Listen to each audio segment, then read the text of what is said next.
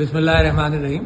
میں سمجھتا ہوں کہ جو پاکستان کی عوام یہاں بحالی، عدلیہ کی بحالی اور آئین کی بحالی کے اعتبار سے اور آئین کے اندر جو تبدیلی حکومت لانا چاہتی ہے اس حوالے سے جو مقابلہ کر رہے ہیں اور جو رکاوٹ بنے ہوئے ہیں تو عوام ہی بنے ہوئے ہیں۔ کسی خواص کا امکان نہیں کہ یہ کام کر سکیں، بلکہ ان کی کوشش یہ ہے کہ آئین کو پامال کر کر وہ اپنی چوری، چکاری، بدماشی، ظلم اور زیادتی کا نظام وہ چلاتے رہے۔ اس سلسلے میں پاکستان تحریک انصاف جو پروٹیسٹ کر رہی ہے، میں سمجھتا ہوں وہی ایک طریقہ ہے جو عوام کا حق ہے۔ عوام کو نکل کر پروٹیسٹ کرنا چاہیے۔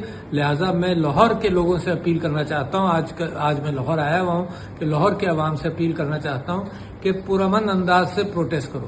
اور یہ آپ یہ دیکھیے کہ کمال ہے پی ٹی آئی کا کہ ہمیشہ پرامن رہیں۔ پولیس نے شروع کی ہے ان کے اوپر کارروائی، ٹیئر گیسنگ، لاٹھی چارج، مار پیٹ، مگر ہمارے پی ٹی آئی کے لوگ ہمیشہ کی طرح جلسہ کرتے تھے، ایک گملہ نہیں ٹوٹتا تھا۔